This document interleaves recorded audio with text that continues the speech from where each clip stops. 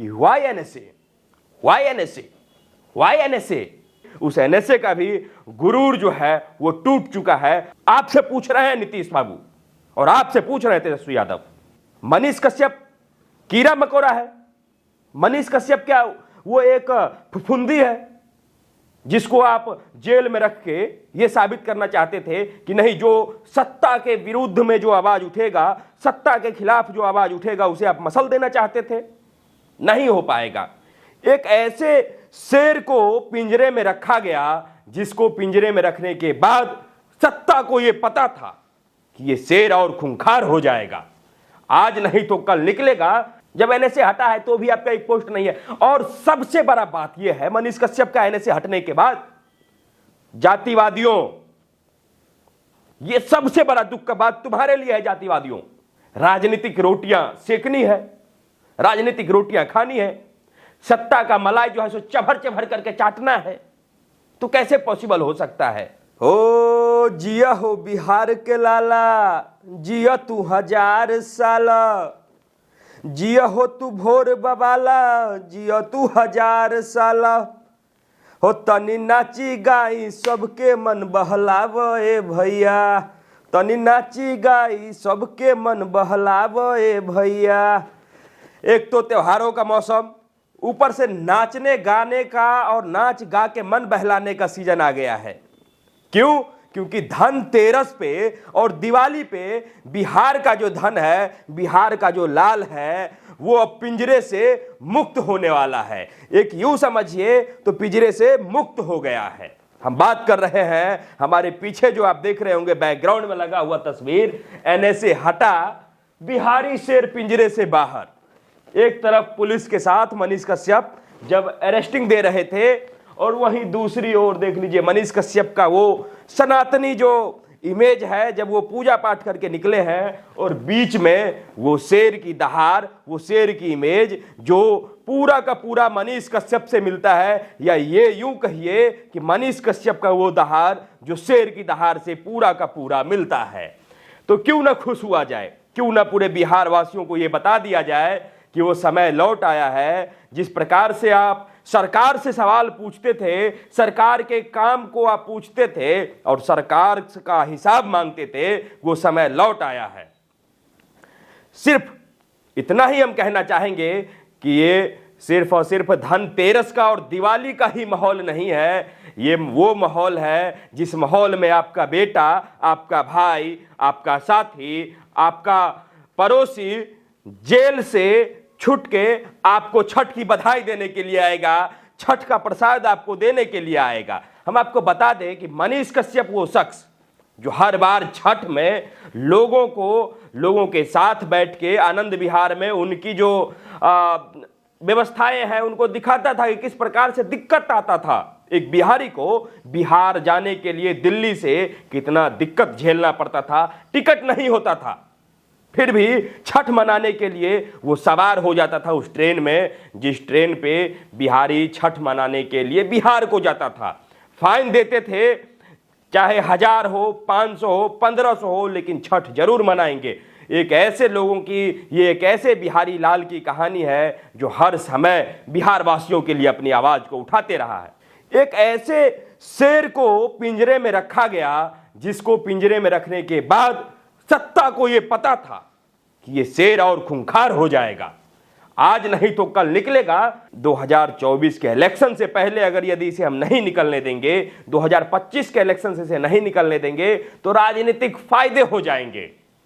भाई साहब, इस देश में लोकतांत्रिक व्यवस्था है, इस देश में कोर्ट और कचहरी है, और इस देश में लोगों का विश्वास है, और इसी देश में लोगों का आस्था है जो छठ पर्व से जुड़ा हुआ है। और छठी मैया से सिर्फ एक ही मनीष की मां नहीं, सिर्फ मनीष का भाई नहीं, सिर्फ मनीष के पिताजी नहीं, पूरे बिहार के लोग छठी मैया से यही मना रहे थे कि हे छठी मैया, हमारे लाल को, हमारे भाई को, हमारे पड़ोसी को इस बार छठ में हमें देखने के लिए अवसर प्रदान कर दीजिए। और वो एनएसए रासुका जिसके लगने के बाद आदमी का जीवन जो है वो समझिए तो एक जीवन मृत्यु का खेल बन जाता है। लेकिन वो एनएसए भी, उस एनएसए का भी गुरूर जो है वो टूट चुका है। और मनीष कश्यप अपने उस मुस्कान में आपको दिखेंगे, उस मुस्कुराते हुए चेहरे में आपको दिखेंगे। हमने एक वीडियो बनाया था कुछ दिन पहले, कुछ दिन कहिए या जब मनीष कश्यप अरेस्ट हुए थे, और उनको जो है सुप्रीम कोर्ट ने पहले यह कहा था कि why NSA, why NSA, why NSA. अरे भाई, वाई एनएसए ये तुम ही बता देते भाई साहब। तुमने उसे जो है सो कहां भेज दिया? तमिलनाडु के जेल में। और केस कहां से चलेगा? तमिलनाडु के जेल में। हमें ऐसा नहीं है कि हमें कुछ पता नहीं है, कोर्ट में हमारा विश्वास है। हम ऐसा नहीं कहते हैं कि कोर्ट में विश्वास नहीं है, लेकिन जो रवैया आपने अपनाया महोदय, वो तो सबको दिखा। और खास करके बिहार सरकार, और बिहार सरकार में भी उप मुख्यमंत्री तेजस्वी यादव। क्या भाई साहब, आप एक उप मुख्यमंत्री हैं, और ऐसे उप मुख्यमंत्री जिनके पिताजी और माताजी दोनों मुख्यमंत्री रह चुके हों, किससे उलझ गए आप? जिसको आप एक मामूली सा यूट्यूबर कहते हैं, जिसको आप एक कीड़ा मकोड़ा कहते हैं। मनीष कश्यप कीड़ा मकोड़ा है? मनीष कश्यप क्या वो एक फुफुंदी है जिसको आप जेल में रख के ये साबित करना चाहते थे कि नहीं, जो सत्ता के विरुद्ध में जो आवाज उठेगा, सत्ता के खिलाफ जो आवाज उठेगा, उसे आप मसल देना चाहते थे? नहीं हो पाएगा। ये वही बिहार है जहां से बड़े बड़े क्रांति जो है स्टार्ट हुआ, और यही बिहार है जहां से गांधी जी ने भी अपना वहां से यात्रा निकाला था। लेकिन आज पूरे बिहार को यह पता चल गया कि सच्चाई क्या है। सच्चाई तो सबके सामने आ गया, और आना चाहिए। अब एक बात यह है कि जब मनीष कश्यप का एनएसए हटा है, तो कई लोग ये कह रहे थे कि बिहार सरकार उनके खिलाफ नहीं थी, तेजस्वी यादव उनके खिलाफ नहीं थे। अगर खिलाफ होते तो एनएसए नहीं हटता। ठीक है, हम मानते हैं कि खिलाफ नहीं थे, लेकिन यह भी जो है किसी से छुपा हुआ नहीं है कि उन्होंने इस केस में कहीं भी योगदान भी नहीं दिया। मनीष कश्यप का सहायता भी नहीं दिया मनीष कश्यप को। मनीष कश्यप को जेल से निकालने के लिए, एनएसए हटवाने के लिए कोई योगदान नहीं दिया तेजस्वी यादव ने, और खास करके बिहार सरकार ने। यह केस क्या था? Manish Kashyap versus Tamil Nadu government. तो भाई साहब, एक तमिलनाडु की सरकार बिहार के लड़के के साथ जब केस लड़ रहा है, तो इसमें बिहार सरकार को किसका साथ देना चाहिए था? मनीष कश्यप का साथ देना चाहिए था कि नहीं, हमारे यहां के लड़के को आप कैसे एनएसए लगवा सकते हैं, हमारे यहां के लड़के को आप कैसे अरेस्ट कर सकते हैं। लेकिन राजनीतिक रोटियां सेकनी है, राजनीतिक रोटियां खानी है, सत्ता का मलाई जो है सो चभर चभर करके चाटना है, तो कैसे पॉसिबल हो सकता है? आप अपने राज्य के लड़का को जेल में डालने के लिए एक ऐसे प्रदेश के मुख्यमंत्री से दोस्ती करते हैं, एक ऐसे प्रदेश के नेता से दोस्ती करते हैं जो बिहारियों को छठ पर्व में आने के लिए एक स्पेशल ट्रेन तक नहीं चलवाता है, जो बिहारियों को वहां की भाषा ना बोलने पे, वहां से भागने पे मजबूर करता है। यह सब आपको नहीं दिखा? बिहारी होना जुर्म है क्या? आम बिहारी होना जुर्म है क्या? आपसे पूछ रहे हैं नीतीश बाबू, और आपसे पूछ रहे थे तेजस्वी यादव, क्या आप कहना चाह रहे थे कि ये जो है सो सत्य की जीत होगी, ये होगी, वो होगी? अब कहिए ना आके कि सत्य की जीत हुई है। जब एनएसए हटा है तो भी आपका एक पोस्ट नहीं है। और सबसे बड़ा बात यह है, मनीष कश्यप का एनएसए हटने के बाद जातिवादियों, ये सबसे बड़ा दुख का बात तुम्हारे लिए है, जातिवादियों, जो पूरे बिहार को जातिगत राजनीति के आंच में, आग में, भट्ठी में तुमने झोंक दिया है पूरे बिहार को। यह किसी से छुपा नहीं है। बिहार के विकास में अगर यदि कोई चीज आड़े आता है तो वो सबसे पहले जातिवाद आता है।